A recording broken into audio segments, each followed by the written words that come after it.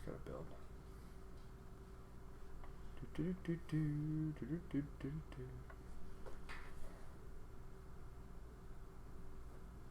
Are we live? I can't tell. Yeah, we're definitely live. Oh, we are live now. Great. We were live for 18 seconds. Yeah, sitting that's awesome. there Yeah. like a couple of rubes. Yeah. This is Fermenting Opinions. and I'm your host, David Papiden. I'm your co-host, James McVeigh. And as I said, welcome to another episode of Fermenting Opinions, the podcast in search of a more palatable political ferment. Yes, indeed. Tonight, we are going to discuss the, today, I suppose. What do you call it? It's still the afternoon. No, we are going to discuss the wonderful art of deflection in political debate. And I'm just going to throw it out there, to be honest with you. I am fucking tired of it. We've got to address this situation. Super irritating. I mean, seriously. And the only way to really address it is to talk about it, to get the idea out there, and maybe for us and our listeners, our viewers, people like that, to understand where we're going with this and what this actually means. And maybe we can all correct ourselves a little bit and recognize that this is a problem. It's not helping anyone. Absolutely. And really, you're driving the conversation into the ground. Yeah, no, it's terrible. I'm going to need you to vamp for a second. Sure. I'm doing tech stuff, guys. Give me 1 second. He's doing his text things. Essentially, deflection is this wonderful art where you're trying to avoid the topic of conversation. And to give you an example, I guess, or to talk about it in general, is a lot of the times this is the habit of politicians that I guess hoi polloi has picked up as well. This concept, this idea where someone presents you with an argument, say Donald Trump screwed something up. Usually this comes about, and I might have been trying to fiddle with stuff during. I'm going to fiddle with it after. So sorry, I'm going to say just as a caveat to all this, we are very new at podcasting, at doing these kind of things. Yeah. There's a lot of tech stuff that we're not like super on top of. We're working with it. We feel like we have a message that's important. That it sort of gets to the heart of the matter with a lot of these things. But we're not tech geniuses. We rely a lot on more qualified and talented people, like the qualified and talented Ross Janes of RossJanes.com, who does our web hosting for us. He's an amazing guy. He really is. So I want to throw him a shout out. But coming back to it, we see this all the time in terms of deflection. How many times have you been in a political argument or something like that on Facebook? Or something like that, or on social media. Almost all the time, we're talking about, social media issues, which I am not a fan of social media anyway. But this can happen in a conversation with somebody that you're sitting across the table from as well. I think it's more pervasive online, but you're going to see it everywhere. And it's when you bring up something, you're raising an issue, there's a topic, an argument laid out. Yeah. And let's say what I'm concerned with, say, I have this problem with this idea of Russian collusion and possibly the Trump campaign being involved. And then I point to, Jeff Sessions potentially perjuring himself on the number of times. He directly perjured himself. Well, yeah. And that's a thing that we could talk about, but I don't want to get. Yeah, exactly. But you didn't actually deflect too much. Right into the heart of what I'm talking about. And that's the difference, by the way, between a rabbit trail and a deflection. Exactly. I did it on purpose. Part of it is when you're going off on the side issue of some point he's made a string of points, and I address one, and we're going into the weeds on it instead of sticking to the main topic. And it's not the main topic. It's not the main thrust of what he was trying to say. But to bring it back, so to say that so we're not going down the rabbit trail here, right? So I have this issue with Russian collusion, whatever, and possibly collusion by the Trump campaign, and I want to talk about different points that kind of point to it. And I bring up, say Sessions and his not mentioning the meetings he had with the Russians, and then I talk about Kushner trying to set up back channels, and then I talk about, say, Comey raising this issue that it kind of felt like Donald Trump was trying to tell him to drop the investigation. All these things are kind of little points of evidence that go this way, and then the person I'm discussing it with says, well, how is that any better than what Hillary did with uranium deals when she was Secretary of State and she dealt with the Russians and it enriched her Clinton Foundation and all this? that is a prime example of deflection. I mean, you just took me talking about the Trump campaign and Russian collusion there, and you brought it back to Hillary Clinton, who is now a private citizen who has no control over what our government does at all. Right. And that's the problem is, and this is why it's frustrating for people to bring it up. And it's not just us who bring it up. It could be any argument about any topic. It doesn't have to be politics, but we see it most often with politics, and so that's sort of our wheelhouse with that. And it's happened during the campaign so many times. Oh yes. That I ended up calling because we were talking about Trump, and I cannot stand Donald Trump. I cannot stand his policies. I can't stand what he represents for America and the direction he's taking. Can't stand anything about him. No slack, no grace from me. Can't stand anything about him. And during the campaign, I would bring up some negative thing about him. Something he legitimately did, grab him by the pussy. His other, his jingoistic offhand remarks, inciting violence at his own inciting violence, any of these things, rallies. You bring up, and that's a great one. He's talking about inciting violence. Oh, you punch him. I'll pay for your criminal defense. We should beat the crap out of that guy. However, he needs his ass kicked. I want to punch that guy in the face. All these things that he said, and then you go, and you want to, because that's a problem for anybody to say that and be running to be leader of what used to be leader of the free world. And the response, without fail, is Bernie's brown shirts, or the hired Hillary thugs, or any of these other things. That's not what we're talking about. It wasn't what we were talking about. Exactly. That's a defense, and it's a defense mechanism. And one of the things that we want to explore is why are people doing that? Is it because they feel, and part of me is curious. I don't fully understand it, and part of me has a really uncharitable view of people who are doing that because it comes across as intellectual cowardice to me. I don't have a better way of describing it. You're saying if I brought up something negative about your guy, you're afraid to acknowledge it. You're afraid to talk about it. Your boy, your girl, whoever it is, and you are running and hiding from that conversation by trying to change the topic that I've raised into another topic, something that you're more comfortable with, essentially. Is Hillary and the uranium, or Bernie's brown shirts, or whatever this is. We're not talking about the thing that I raised. It is a way essentially to disingenuously win. I can't. Oh, there we go. Right, there you go. Win an argument. It's a disingenuous way to win an argument. Basically, you were presented with the opportunity to be on defense, and instead of playing defense, you forced it to where you're on offense about something entirely different. You have taken the wind out of the sails of what was being talked about, and you've gone off on a rant in your own direction. And that's the idea. The idea is to deflate the original arguer of that point. But the problem, do we just want to get right into it? Like, sort of we want to kind of stick with the how, the why, like what and the what. What is deflection? I guess we've kind of covered that a little bit. Yeah. But we want to get to why do we do it? Because everyone is guilty of it at some point. Yeah, we've talked about essentially what deflection is. We're talking about something other than whatever the original topic was. We're talking about why, because, and again, I think there's some conjecture on our part, but I challenge someone to tell me, why we're wrong on this. That this is a conversation they don't want to have because it's not comfortable for whoever your opponent is in this debate conversation. And, honestly, it's a desperate measure in debate. In general, if you've ever actually participated in civil debate and were in debate club or anything like that, I mean, that is a last ditch resort to try to turn the tide away from your loss. Absolutely, like to try to get points back.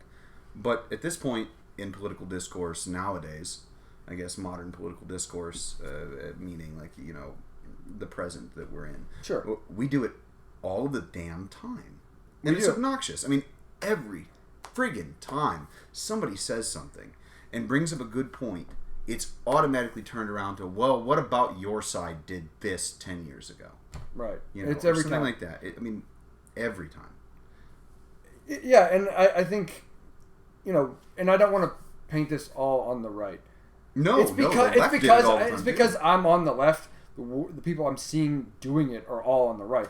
But I'm sure people on the right see it from people on the left too. I mean, I could spend the rest of this hour giving you examples of this during the Obama era from the left when people would criticize Obama, and then people And would turn around and say, "Well, what about Bush? What about Cheney? Sure, Cheney." And I was probably guilty of it to some extent. Yes, of you know, course. I mean, I'm sure you were. We don't really know each other. That's true. But so don't make assumptions, all right? But you know, I can tell it myself, but you didn't know me. And the issue, the logical issue, when you're making an argument, there's a construction of it. You're saying, well, you know, here are the propositions. You know, if they're valid and sound, you know, then the conclusion, you know, must be true. That's in deduction. But you're laying out an argument and saying, you know, because of this and this, therefore I'm concluding this other thing, right? But when you deflect, I'm going right into the logic, why it doesn't work, why it's not an argument or a rebuttal, essentially, to engage in deflection. But what they're doing when you deflect, or when I'm doing if I deflect, is I'm saying, well, what about this other thing? Therefore, the thing that you are arguing for is not true. And we'll give an example. Should I use the example from yesterday? Yes. We have so many personal anecdotes. Oh my God, we could do this all day long. You know, and this isn't, and I'm not going to name any names. But I might. Give me time. That's up. Yeah, he's not been drinking enough yet. Just wait. Tell me about it. Right. So what happened? I was having a conversation, and I was essentially the argument I was putting forward that Donald Trump was not putting America first. He was putting himself first, and that was a slogan he was using. Now, keep in mind, the original topic of this argument was, what is wrong with America first? Right. What is wrong with that? Yeah, and I said, my contention was, what's wrong with America first is that's not a policy, it's a slogan. And because Donald Trump is not putting America first. And you could contend maybe that wasn't exactly, I could say, you know, in a vacuum, putting America first is fine. Every country should put themselves at first. Well, yeah. But obviously. I was raising an issue with it being used as a slogan. Because, that was the implied version of the topic. Right, anyway, right. What is wrong with Donald Trump's policy of America first? Yeah, no, that's fair. And so I was saying this, and it came into conversation. Of course, what about Hillary? What about Obama? You know, essentially, you know, being accused of being a hypocrite for not chastising Obama, or for not feeling that Obama and Hillary were also putting themselves first before America. Now, here, if we go back to what is the construction of the argument? In this case, I was saying Donald Trump puts himself first, not America first, because of his policies that directly benefit him financially, benefit, you know, his stature and his family and his cronies, and it's helping himself and his rich buddies, and it's not really going to help America. He's putting himself first. That was my argument. And when this came in, this other aspect came in of what about Hillary this and what about Obama that, and didn't the rich get richer under Obama? All these other things. If you were to look at the logical form of what that would sound like, basically, if you were to make a logical, I'm a hypocrite. Therefore, Donald Trump puts America first. That does none of the work. That does not make your argument at all, because you're not dealing with the facts of it's completely unsound. It's completely unsound. Yeah, you've created a stopgap necessarily in the conversation that changes you from defense to offense. I mean, you've responded to their point. What is wrong with America first? And you say, well, this is what's wrong with America first, is it's not actually real. You know, it's the shade, this facade that's put up to make you feel patriotic, right, while the coffers are raided. Right. You know, and then for you to turn around and say, well, what about Hillary? You've literally just stopgapped the argument and picked it up and moved it to another mile away. And I want to add this in, and just because I know these are politically charged topics, we all have opinions on what these things are as to whether or not they're a matter of fact or not, right? Of course. Separate that from what are we plugging in to the different parts of this argument to make that machine run, right? Exactly. That's exactly how it works. Trump this and Hillary that and all this other stuff. That we're plugging these things in. They're just words. But if you think about the form of the argument, exactly. And I guess the basic first, rundown second, third, conclusion. If you're not, if you're not familiar with the form of argument in this sense, is that your opponent gives you talking points, essentially. It gives you their points of what's going on, and now it's up to you to take all of those points, basket them together, and respond. Right. You know, you don't just take one point that might relate to what a future or, you know, alternative reality Hillary Clinton presidency looks like, and then start attacking that. That makes zero fucking sense. Right. Zero fucking sense. And the hard part is convincing somebody that what they're doing doesn't make any sense, because it sounds like you're just complaining that you don't have a better argument against what they're saying. And that's the rhetorical defense, right? Oh, it is, and that's the beauty of deflection, and that's where the art comes in, and that's why. That is the art of deflection. That is the art of deflection, and that's exactly why it's your last ditch response in a debate when you're getting pulverized. I mean, this is usually something that when you're in a debate club or something like that. But it's not a last ditch response anymore. Exactly. It should be your last ditch response, and anybody worth usually it's because you've spent 15 minutes discussing a topic and you're getting shellacked. Right? Yeah. But that's the go-to now. That is the first thing. And I said during the campaign, because it was so frustrating for me, and it still is, because it might be more frustrating for me now, because, you know, it's over. You're like, you won, get over it kind of thing. Like, you guys won, get over it. Like, and yet you can't not do it. You can't not deflect. And I said during the campaign that every sentence that began with Trump had to end with Hillary. Had to.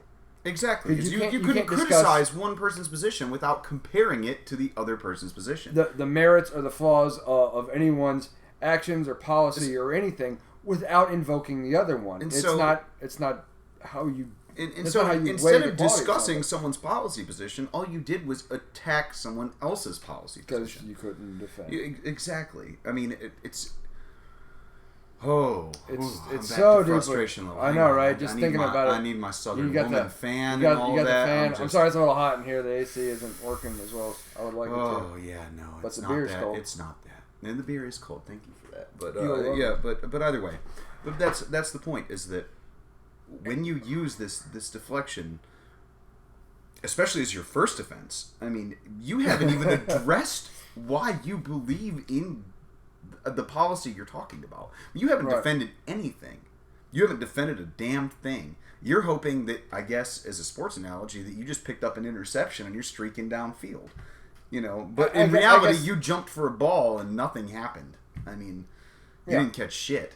But again, convincing a person who's actually doing it at the time, you know, it's a non-starter. It doesn't, you know, it just doesn't happen. But let's talk about that. Let's talk about what causes people to make that their go-to, you know. And again, we've sort of touched on it a little bit, but I think there's something deeper. I think it's what the problem. A lot of it is that they've been presented with an indefensible position. I mean, or a position they perceive as indefensible.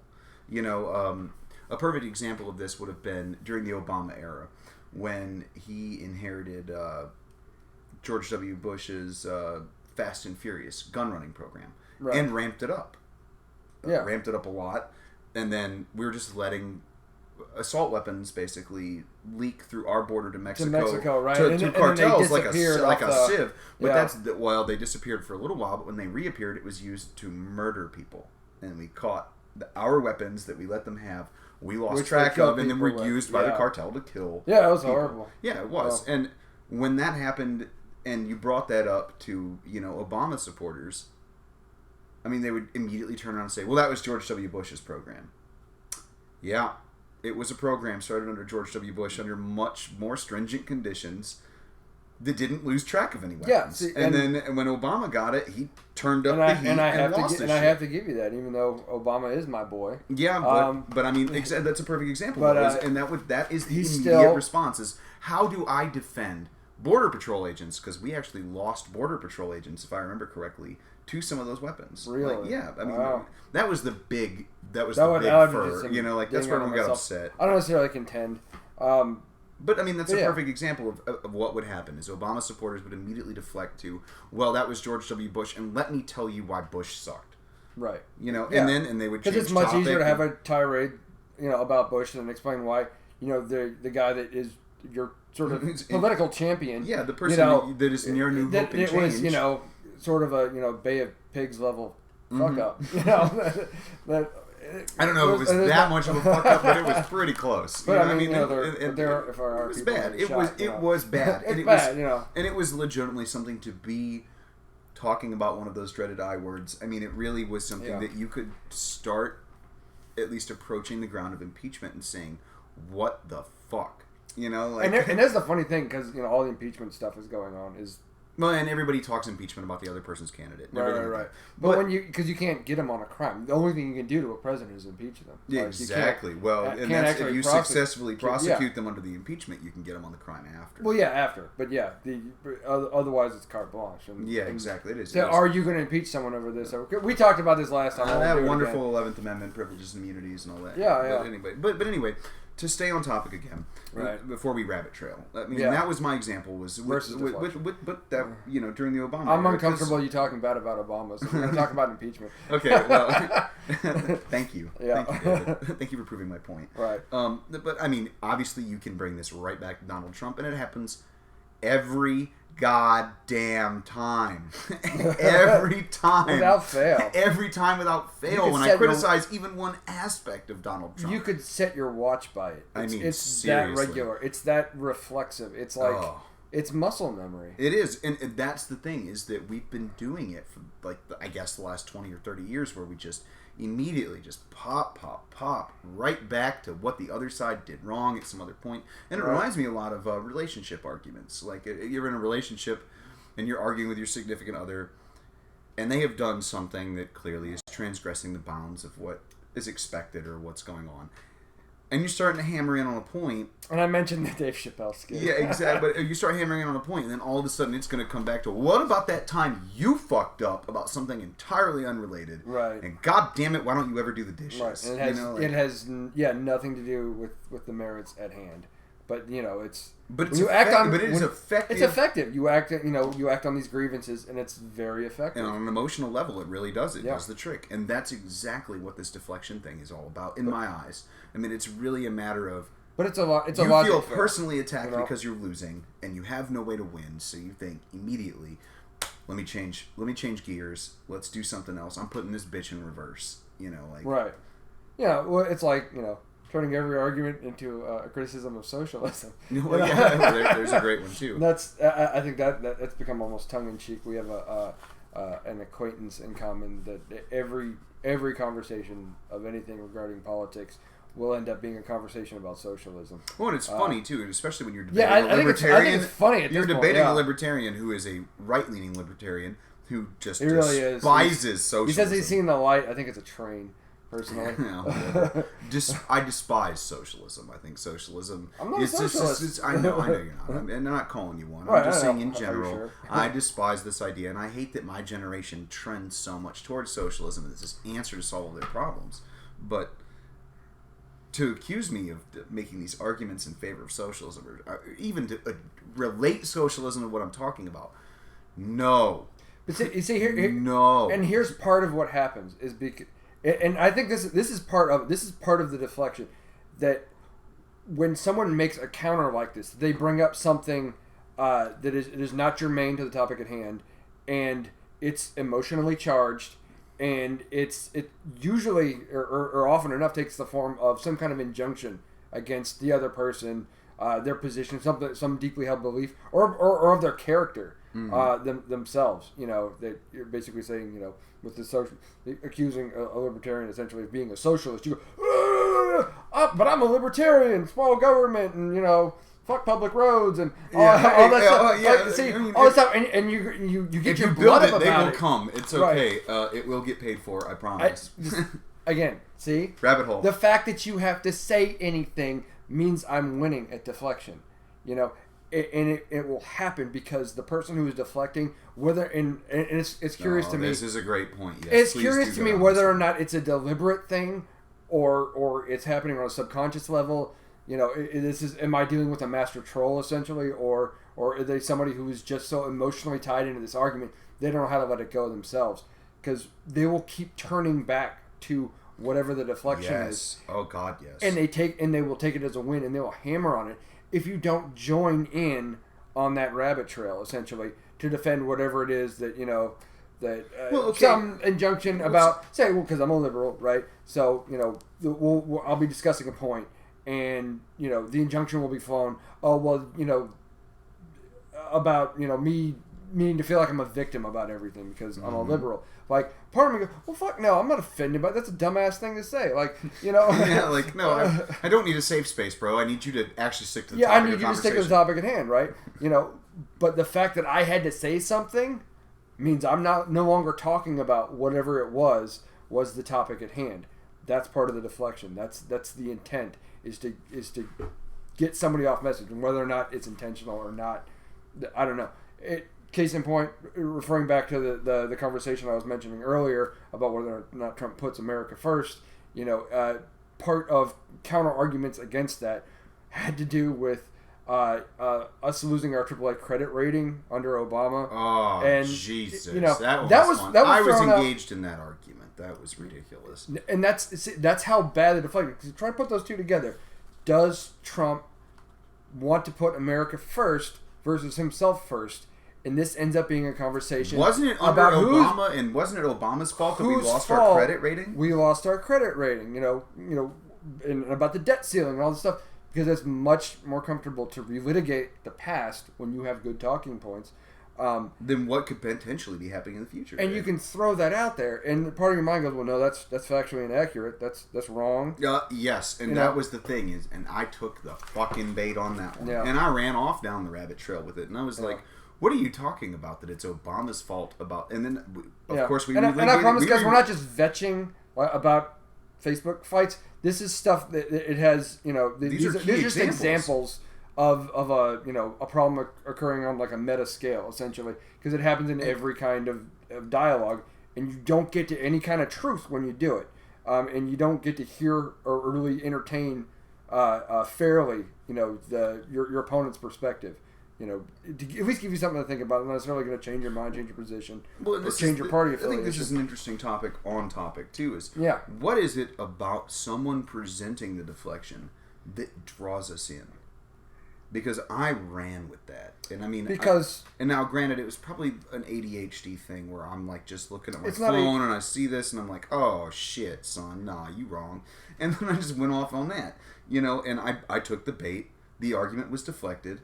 And then I went and grabbed the I guess what do you want to call it, the relay stick or whatever, and now I'm running with it. You grabbed the baton and you ran with it. And I ran with it. And that's and could if I'm assuming the worst intentions behind the people I'm talking to, I could say, well, that was their real goal, to make sure that we were not talking about how awful Trump is. And I just don't think that's the case. And I think on some subconscious level that might be true. Like they can't stand the constant, seething criticism, against the guy that they voted for. Well, they went all or in. Are privately supporting. These people went all in. The people we're talking about went all in for Donald Trump. And we're all in for Donald Trump back during the Republican primaries. When I'm over here talking about, hey guys, can we be reasonable and talk about Rand Paul? And they're all like, fuck that, Donald Trump, fuck them Mexicans, basically. I mean, that's what happened, and that was the thing, and that was the rallying cry of Mexicans are rapists and criminals and blah, blah, blah, blah. And I mean, that itself was its own deflection. I mean, the man opened his president or his run for the presidency with a deflection.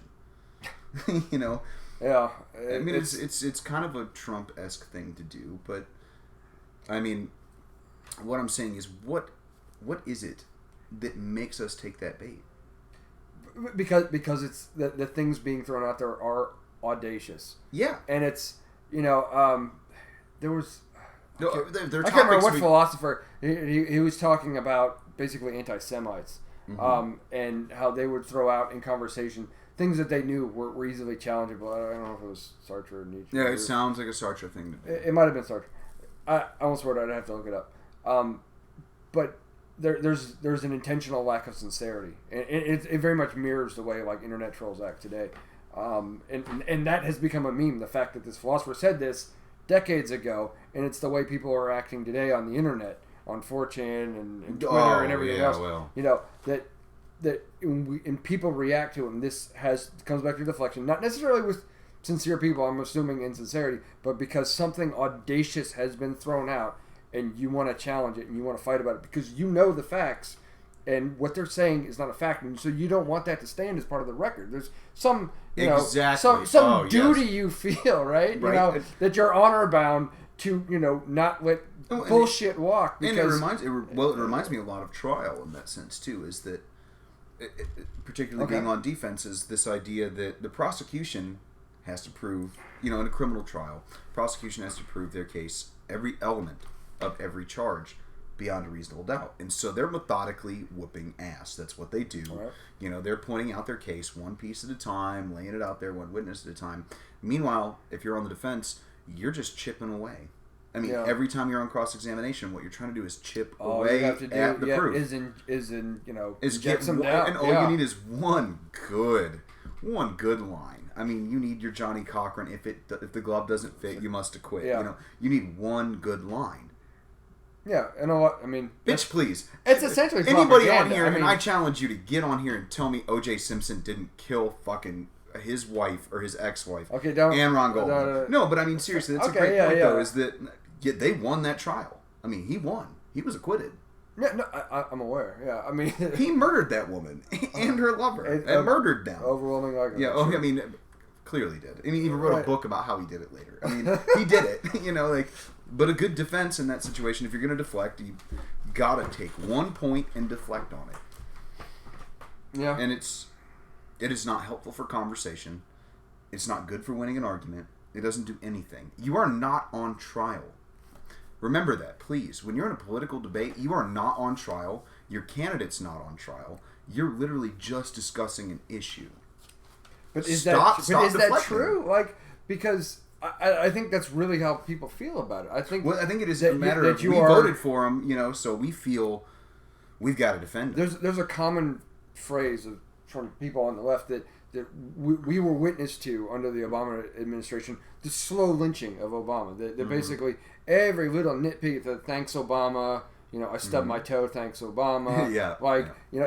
Everything under the sun was his fault. There was no grace. There was no leniency. There was just every tiny little nonsensical, non-issue thing was picked at over and over and over and over again. And he was perpetually on trial, I think. And that is part. This comes back to what you're saying. So was Bush. So was about Clinton. So was Bush before him. So was every candidate. The thing about the guns. What was it called again? Fast and Furious. Fast and Furious. It was a terrible movie. That's why I can't remember it. I said it. The Fast and Furious program. Here come those guys. You get no charity at all on anything he does, and he's not given a chance in any way, shape, or form, and he's just brutalized constantly by his opponents. Are we claiming that he didn't really fuck up with Fast and Furious? No, I'm not claiming. Okay, good. But I'm saying that when it comes to that, you're so browbeaten. And you're so sick of the negativity and the hate against, my guy, imagining myself back in, 2011 or 10, whenever that happened. I don't remember. I want to say. Would it be my natural reaction in that case? And I couldn't even tell you what I did. But to me, it doesn't seem, that far of a reach to say, yeah, I would deflect. I'm so tired of hearing this shit. What about the guy he replaced? Isn't he better than him? Isn't he better than Bush? No, I understand. To me, I think that's where it comes from. Is hearing this mountain of crap being thrown at a guy who's basically a good guy, not perfect, but basically a good guy. It doesn't. You don't want to give any ground to those people. You don't want to give them an inch. I understand that. Because fuck all of them with their effigies and they're hanging their Trumps or hanging their Obamas. That's funny. Yeah. No, I mean that was a Freudian slip. Okay, but my question, and that brings me back to the question of what is the difference? So I'm saying maybe that's what happens to what the left is doing with Trump. Is it because Trump really sucks? It's because Trump really sucks. That's the difference lies on the facts, and this comes back to a bigger problem we have that we cannot agree on facts. It's almost in terms of perceptions, we are living in different realities. That I can look at what's happening with Trump and the things that he's doing and the things that he's saying, and I'm saying, on the facts, he's horrible in every way, shape, and form imaginable. Just about. If he does something right, I do my best to try and acknowledge that he did an okay thing.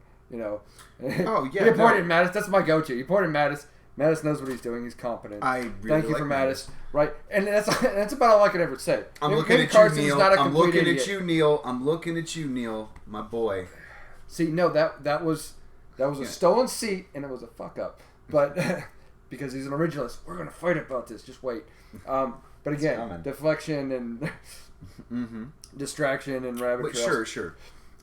You know, so when it comes to, I'm trying to weigh legitimate criticism against somebody who I think is a very bad egg, and it's being compared to, you know, what Hillary Clinton's presidency might have looked like, or what Obama's presidency looked like. And the largely illegitimate criticism that went against, yes, even Hillary or Obama. Well, and I will point out that largely, in part, well, at least when we're talking about Obama, most of the criticisms are untrue and are a spun narrative against Obama. Man, if you really want to relitigate Obama's presidency and impeach him, stick to things like Fast and the Furious, where he just fucked up and his people fucked up. Yeah, you know, it was. Stop complaining about so-called PC culture or something like that. I mean, that's a whole other rabbit trail too. Right? Yeah, we're not going to go there. We should do another show just about. Well, we talked about that. We're gonna do a show, guys, on PC culture and how the right is part of PC culture. Oh yes, but rabbit trail. I'm teasing that. Leave I'm teasing that. Leave it alone. Leave it alone. Okay. But you know, you got to keep the people. Stop. Stop interrogating or stop relitigating minor issues with Obama that were sparked by the other side of the aisle and all this bullshit. I mean, it's not helping your defense and the argument that was presented. You've deflected to something. The whole time though, you have to consider someone who is on the right, someone who is a Trump supporter, Trump voter, whatever. They're going to hear the things that we're talking about. The essentially we were saying that the most of stuff was thrown against Obama was bullcrap. Yeah, what it is. They don't think it was bullcrap. As a matter of fact, and I have to, even if I disagree with them on every fact, I have to allow, if that's what you believe, you'll be coming to those conclusions, and it's not unreasonable for you to come to those conclusions. No, of course if those things were fact. However, they're not. They're just not. And we can't get through to people like that. I think even okay. Even a guy on the right and a guy on the left can't get through. There's no reason to facts. even get on that. I mean, Obama did plenty wrong. I could do a 4-hour show about what Obama's 8 years failed with. And what he is responsible for. But the thing is that most of the people who are defending Trump in these situations they're deflecting are picking up on things that really aren't his problem or something he did wrong. And it's obnoxious to deal with. And it is literally just low-hanging fruit, like this bait to change the topic. And I don't know if they're doing it on purpose or not. As far as deflection goes. I don't know, but if it came down to the fact that you thought your guy was being treated so unfairly, so perpetually, and you see this one, they constantly bag on the mainstream media, that they're so mean to him, and they troll him, and they're so mean, they're so unfair. If you were walking around with that as an absolute belief, that everything that the left was saying, everything the mainstream was saying, all of this stuff, that they were just throwing just hate and negativity, and it was all, there was no substance to any of it, and you're so sick and tired of hearing it. Every time someone brought up Trump, it's not unreasonable to see them deflecting. Well, I think that's what it really comes down to. I think it really does have a lot to do with, and this is talked about by a lot of my conservative friends who may or may not be Trump supporters, but are arguing for Trump simply as a backlash, right, because anger. They hate the damn whiny ass sanctimonious liberals and the PC culture. No, I don't blame them. But hey, we are too sanctimonious. So I'll give it that. Yeah, but the point here is that we're also the thing they keep arguing is that you have Trump because of 8 years of Obama. It's a knee-jerk reaction to the exact opposite. No, I agree. So if that's the case, so if that's the case, though, it was. Yeah, it really was. Let's be honest. But if that's the case, and we're going to go there, isn't it normal for them to deflect? I mean, isn't it normal for them to immediately go back to this idea that, no, fuck this, because Obama? Or no, fuck that because of Hillary. Right. I mean, that's why we have Trump. If it's in response to exactly, we could have Hillary. In response to we could have we had Obama. The Trump base is admitting that they never had a reason to vote for Trump in the first place, aside from the fact that he's the opposite of Obama.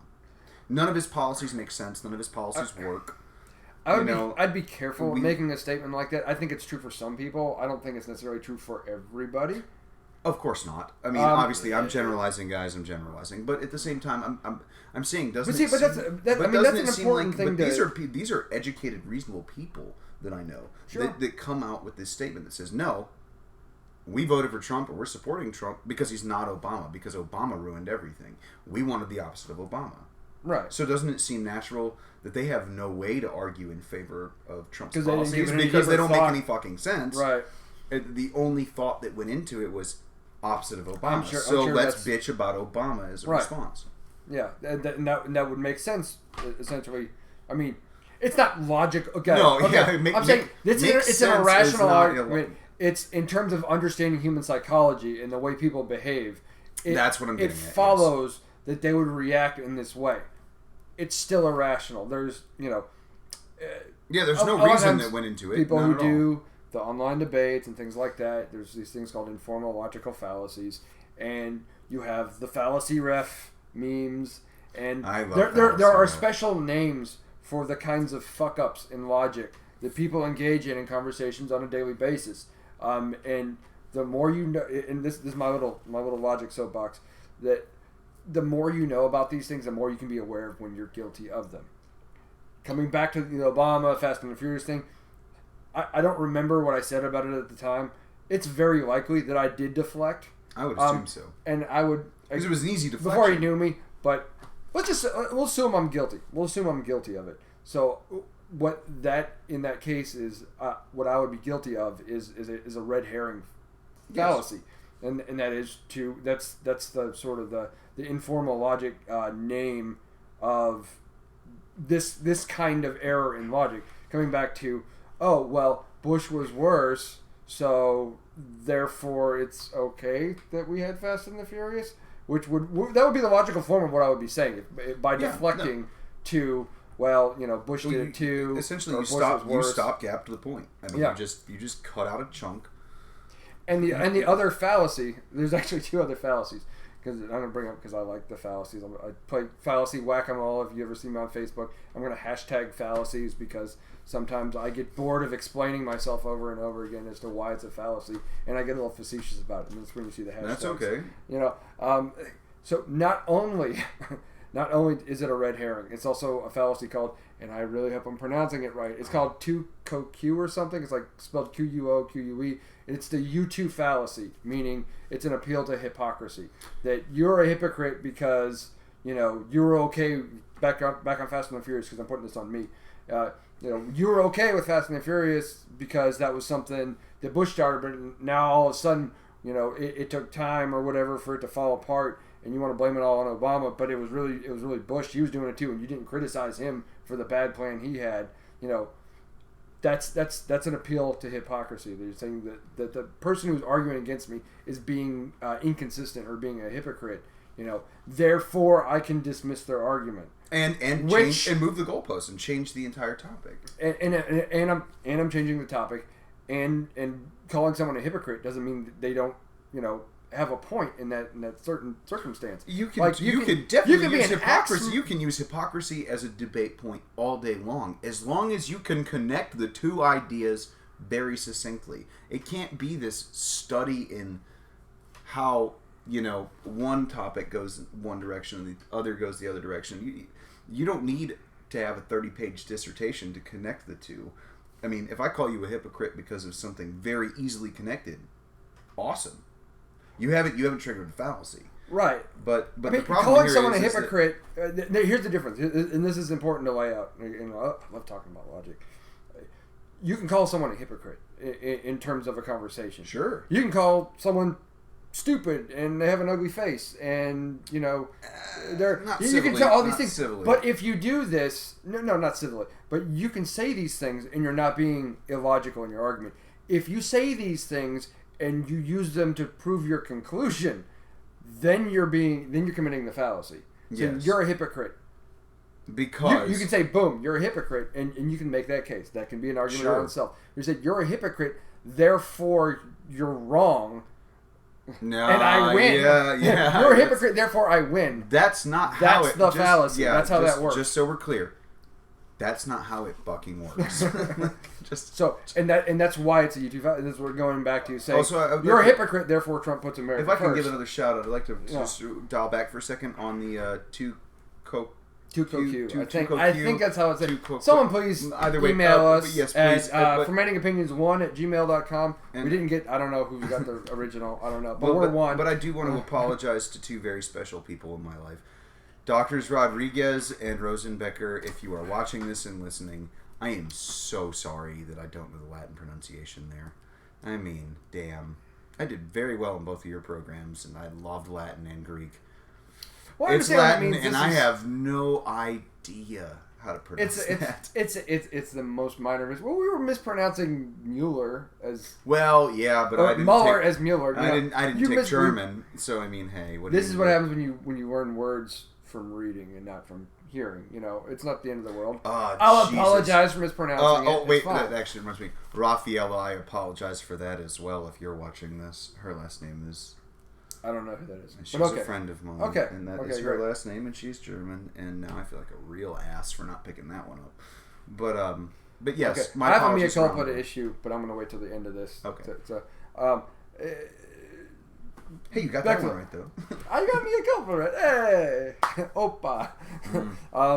I know. Wow. I know. Whoops. Stop. All right. Okay. Please. So, again, back to the fallacies. Mm-hmm. If you're trying to prove a point, if you're trying to win whatever argument, whatever debate it is, appealing to the hypocrisy of the other person does not make you win. It feels good, right? And, and you put the screws to the other person, but if you think about whether or not what you did was rational, essentially, as an argument. Can we use another sports analogy really quickly? Go use it as this is very much he like likes sports ball a lot more. I do. I love the sport ball. But anyway, and that's condescending. That's condescending. And fuck you. Also, it's very, very much fuck you.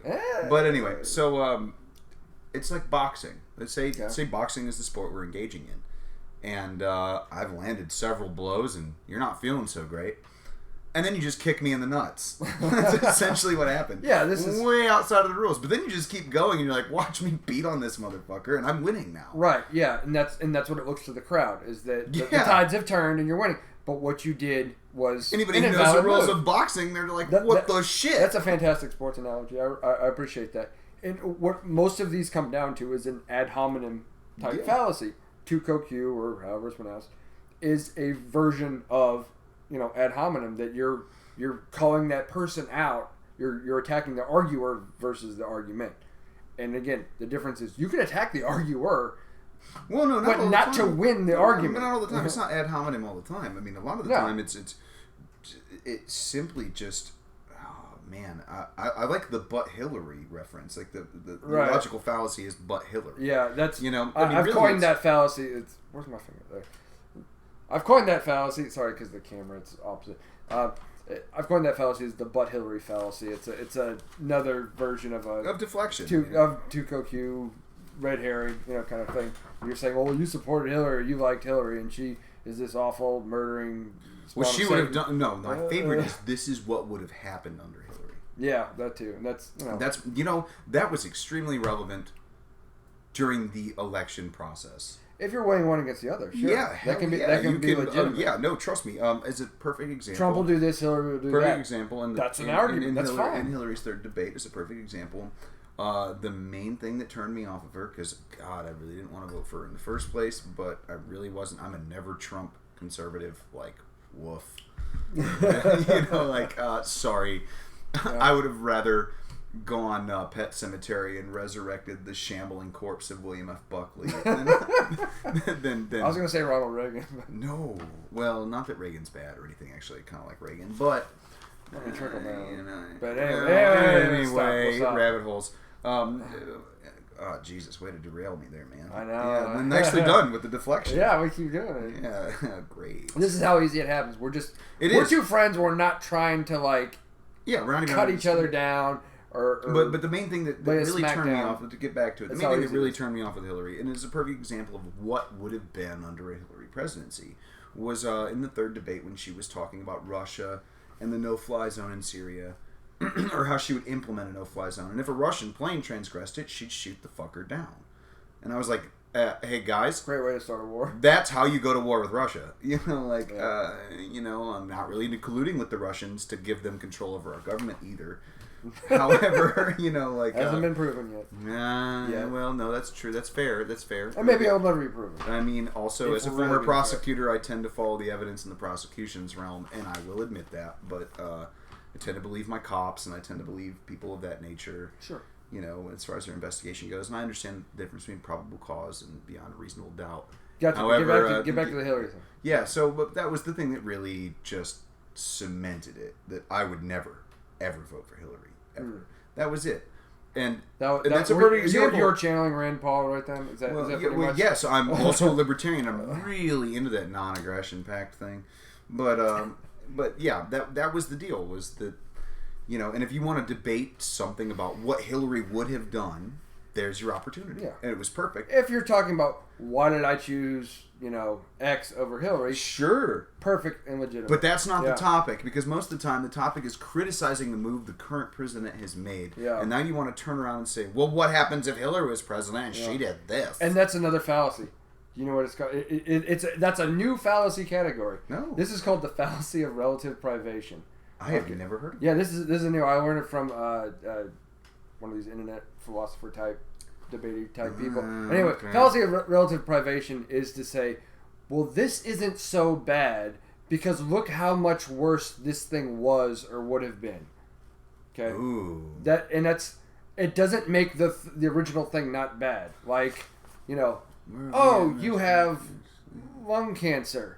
But that's really not so bad because you could have got hit by a train. Yeah. Right? Oh, that's hit by a train is worse. You could survive lung cancer. Maybe. What a great point. But it doesn't make lung cancer good. Shit, it's fucking lung cancer. Yeah, exactly. Right? On its own merits, it's a horrible thing. I feel like I'm being personally attacked as a smoker. I mean, you should quit. But great. That's not where I was going. Oh yeah, deflection. It's bad. For deflection. It's bad Sorry, that was another example of deflection. But yeah, that's called the fallacy of relative privation. To try and hold something as well, this could have been so much worse. It does not make the first. I'm going to note good. I'm noting the time that this happened in our podcast because I'm going to go back and listen to that and then research that fallacy. Right around 50 minutes. Yeah. Yeah, I like that. Yeah, it's I get out my giant fallacy whack-a-mole hammer, and I like to love it. I like to go to town. Oh man, If I'm going to give another shout out, I'm going to give it to Professor Herbert at Loyola in New Orleans for teaching a wonderful logical fallacy class, and I really also on a symbolic level or a symbolic logic level, I really miss Professor Briscoe, who was a I guess a visiting. You need to tag these people and let them know about your. Well, I don't think knowing Professor Herbert, I don't think he has Facebook or even a computer. But no, he does because he responded to emails, so he does. But Briscoe, I'm friends with on Facebook, and I will certainly tag him in this because I do want to let him know that he is a wonderful, wonderful philosopher and great person with logic. Symbolic logic was hell. Yeah. I mean, if to put a bow on this a little bit at this point, because you're giving shout outs to people that nobody knows. Sorry guys. That we get our blood up. I get my blood up, especially when people engage in deflections and things like this. And it's important for someone who is guilty of it, and me as someone who's probably been guilty of it in the past, is to be skeptical and to think about the logic behind what you're doing and whether or not you're actually making your case for whatever that point is, whatever that argument is. Are you actually providing a solid rebuttal? Are you actually providing a solid argument? And if you're not, you need to realize for yourself, well, if you're a person who cares about making good arguments, if you care about being right, and if you care about being skeptical, essentially of your own position as much as you are with other people's positions, you need to think about whether or not you're engaging in a logical fallacy when you're making an argument. It will help you make better arguments, and you will have to stop deflecting. And that's why, in coming back to when the campaign, every single time someone brought up Hillary in an argument, I would make a point of not invoking Trump as a response because it's the same fallacy. It'd be very easy to do. It almost wants to roll off your tongue, but if you have to keep in the back of your mind. What about why? X, but what about why? Right, but what about why?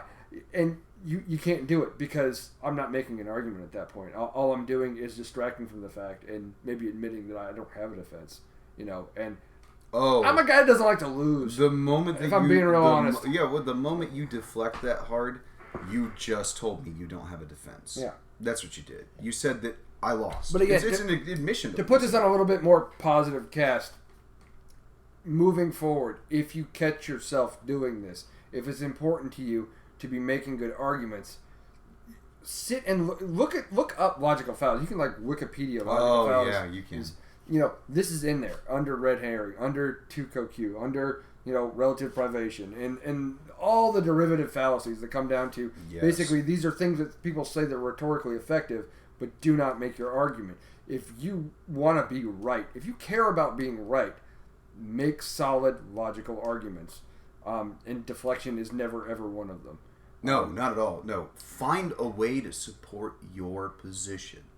Your position is not logical if it's, but fuck Hillary. If you want to argue, as far as political debate goes right now in this modern era, if your argument is, well, Hillary would have been worse, your argument sucks. I mean, really, that's just the way it is. That is not logical. It makes no sense. It doesn't make Trump okay, No, it doesn't. It does not make your candidate that you're trying to support okay, because you're not supporting your candidate. All you're doing is bashing some private citizen who is irrelevant to political discussion at this point. Yeah. I mean, since the election, the only thing Hillary Clinton's done is really just complain about losing. Yeah, which I've not even paid attention to. Yeah, but but that's just my point. Then it folds back into yours again, and it's this idea that please research fallacies and have this understanding of what deflection is and how you can kind of stop yourself from doing it, because you're not contributing to the conversation at all. All you're doing is derailing a conversation for personal pride's point or because you're a troll. I mean, what else is the purpose of doing it? Right. No, I think that's a great point to end on. I did have that one brief mea culpa. It completely... We're moving past all of this. We're getting ready to close out. But I did want to say, in the last episode, I made an offhand comment. We were talking about that Tommy whatever girl. Oh, Tommy Loren. That one, she's does the rebel radio, the conservative. Mm-hmm. She gets on there and gripes about people or something like that. And she's super obnoxious. And I don't like her. I made an offhand comment. I think you said something about, well, she's hot or whatever. I just said it again. I just said it under my breath. You said it, but she's hot. Right. And I said, I didn't think she's that hot. I think she's obnoxious. Mm-hmm. Right. Doesn't matter. Her whether or not I'm personally attracted to her or not has nothing to do with whether or not her quality as a broadcaster, as a pundit, as a person. Completely fucking irrelevant. And I said it offhand, and I shouldn't have. And I've actually thought about it like every day since I said it. And probably nobody but me paid attention to the fact that I said it. I had no. Doesn't matter if she's hot or not. Her arguments suck. She's a shill. Okay. Okay, but I mean, at the same time, that's actually a perfect example of deflection and how to avoid it. I mean, you basically I could say, well, she's not hot. She's not even hot. If I said that would be part of it. Yeah, and that was just something that it rattled around in my head since the last time we recorded, and it just irritated me, so I had to say something about it. So that's a perfect mea culpa for this discussion. Though. Yeah, I mean that's because that would be nicely done. Bringing up something irrelevant, that's ad hominem. She's not hot. Who cares if she's hot? It doesn't matter. Her opinion doesn't mean more or less because of the way she looks. Exactly. Anyway, that's great. So that's me apologizing for making mistakes, and this is because I'm a skeptical person, more so probably of myself than anybody. So if I'm coming hard on you, you've deserved it. Oh yeah, that's definitely that's great, man. But so I guess I think that's gonna be it for us. Yeah, I think that's where we're at, guys. I believe I shouted out 4 of my favorite college professors. I've got others, guys. If you're listening and you were a college professor, go ahead and bitch at me, and I'd be happy to shout you out too, because I really liked a lot of you guys. But that's a whole if you're gonna do it, I'm gonna do one. There was a guy. It wasn't a philosophy professor, but he philosophy teacher in high school. Albert Van Thurno. I still follow him on Facebook. He's a brilliant guy. Love you to death, VT. So yeah. Anyway. Hey. So. And we're gonna do that. I want to re-shout out Ross James. RossJames.com. Yes, that's right. Thank you. You've got to please check him out. He is the man. We wouldn't be doing this without him. He is why we're here today. We thank him every time. And yeah, he's amazing. Check out his stuff at RossJames.com. Check us out on YouTube, where this is currently streaming. The Fermenting Opinions. iTunes is a podcast. Yeah, we're on iTunes. Check us out on Facebook. We have a Facebook discussion group. And also a Facebook public page where all these videos are going to get posted. Yeah. So you can see us everywhere. Come check us out. The Facebook page is a closed group. You have to request to come in. We pretty much let everybody in. There's no standards at all. Really, no. You just request. We'll let you in. And that way it keeps kind of things a little bit private work-wise and whatnot. A lot of people have issues with that. But yes, please look us up on any kind of social media. We're Fermenting Opinions. Yeah. The political podcast in search of a more palatable political ferment. Palatable political ferment. That's it. That's it. Yeah. And I am your host, David Poiden. I'm your co-host, James McVeigh. It has been a pleasure, and we hope that you will, avoid deflection in the future, if at all possible. All right. Well, you guys take care. Till next time. Till next time.